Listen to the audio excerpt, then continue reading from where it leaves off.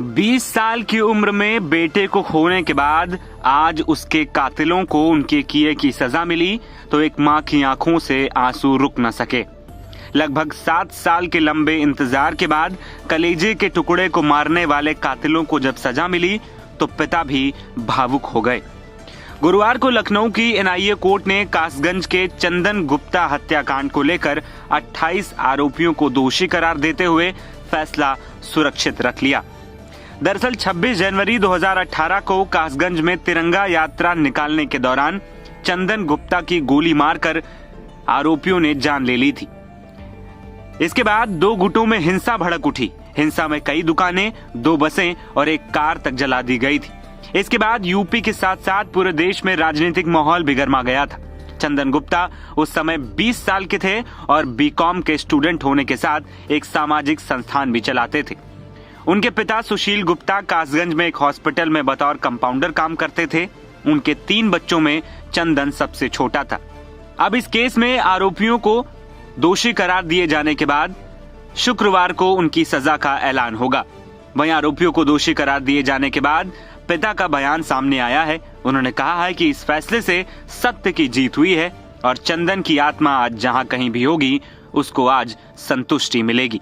बहुत अच्छा हुआ है। न्यायपालिका से हमें यही उम्मीद थी कि हमको बताएं न्याय मिलेगा और सत्य की जीत हुई है। इससे हमारी आत्मा को भी संतुष्टि मिली है। चंदन की आत्मा भी आज जहाँ कहीं भी होगी वो भी बताएं संतुष्ट होगा। उसका कसूर सिर्फ यही तो था कि वो भारत माता की जय, वंदे मातरम का जय घोष लगाते हुए 26 जनवरी पर उत्साह मना रहे थे और कुछ लोगों ने उसको बताएं उसके गोली मार दी जिससे उसकी हत्या हुई।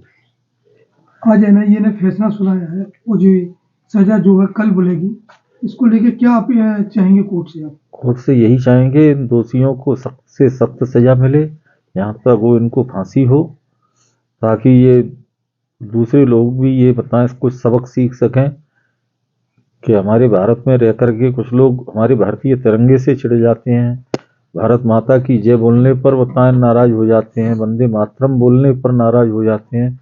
उनको कुछ ना कुछ संदेश बढ़िया जाएगा। एक आरोपी की मौत हो चुकी है और एक को निर्दोष साबित किया कोर्ट ने, क्या चाहिए? अब इसमें मैं कुछ नहीं कह सकता। न्यायालय ने क्यों किसको बरी किया है, किस वजह से किया है, इस बारे में मैं ज़्यादा नहीं जानता। लेकिन जो बरी हुआ है उसको उसका भी दोष था कहीं ना कहीं। क्यों हुआ है ये इस बारे में मैं कुछ नहीं कह सकता। इससे लंबे अंतराल में आपने लखनऊ, दिल्ली और कासगंज जनपद में भी बहुत संघर्ष किया। किस तरह का निर्णय आप देख रहे हैं? निर्णय अच्छा आया है, देर से जरूर आया है लेकिन वो निर्णय बहुत अच्छा आया है। एक तरफ आप अपने बच्चे की नौकरी के लिए भी प्रयत्न थे जो सरकार ने नहीं दी, क्या वो सरकार का पहलू था? हमने तो नौकरी नहीं मांगी थी, वही सरकार ने ही कहा था कि हम एक नौकरी देंगे, चंदन चौक बनाएंगे, लेकिन वो भी अधूरा पड़ा है। आज भी चंदन चौक, चंदन की मूर्ति अनावरण के लिए तरस रही है। अब ये तो सरकार जाने, सरकार क्या करती है। ये तो लगता है कहीं ना कहीं सरकार का रवैया ढीला है।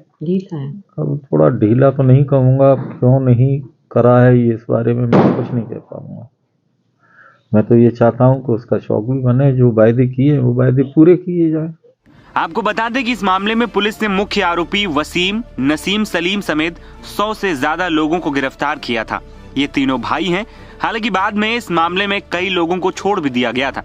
लगभग 7 सालों तक चली कानूनी लड़ाई में चंदन के पिता को काफी संघर्षों का सामना करना पड़ा था।